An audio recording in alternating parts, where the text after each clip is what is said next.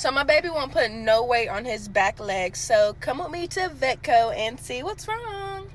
So I just made it, and let's go in here and see how it goes. His hip doesn't feel like me pulling back. He doesn't fight me. That's good. Your history, the way he's presenting, it sounds like it's a cruciate ligament. Football players get it all the time. Your situation sounds basically the ideal thing. Him running and chasing things. Right. Chasing a frisbee, chasing a ball, laying down, chasing a cat, whatever it is. Basically what he's done is pushed off so hard, he overextended that knee. And in between that knee, there's two ligaments across. They hold that joint stable. But what's happened now, there's an injury. It doesn't feel like a total tear. But the only way for me to do that is totally knock him out to where he's got no muscle tone. And then what I do is grab above and below that knee. We call it drawer sign. So when I move it, it looks like there's a drawer. Get that? That means it's totally torn. Don't feel that. Of course, obviously, he's not sedated. And me holding above and below that, I don't feel a movement. Well, it's not 100% guaranteed. But with his sign and symptoms, say there's at least a tear there. Now, there are orthopedics that will fix that. You're probably looking, depending on where you go, $3,500 to $7,000. Bad side is, depending on your surgeon.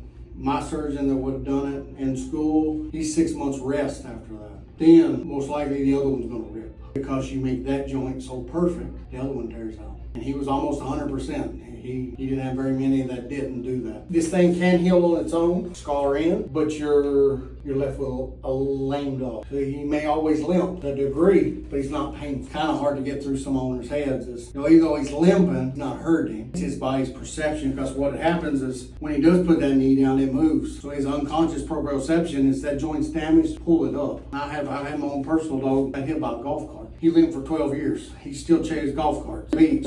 But he blew out his knee, basically. But he still chased them and still had a quality of life. And with time, he may put that down and put a little weight, put on the toes. When he's probably when he's running, he's probably going to be 3 legs. But it depends on how he heals. So we could cage rest him, put him on anti-inflammatories, cage rest him, let that thing heal for 2 to 3 weeks, reevaluate. Of course, obviously, what healing's done is done. Now, we could also knock him out, probably not on today, but another day, knock him out, get him to where he's restful, gauge that while he's asleep and there's no muscle tone. Then we can try to x-ray and see if there's any damage, and then if you want to go for a surgeon or have an x-ray, read it and see if there's any joint damage. So that would be another option. See how he does, or with surgery. I mean, obviously, if you're leaning towards surgery and got the funds, the earlier the better, the prognosis. You're not going to have that scarring in that joint and all that.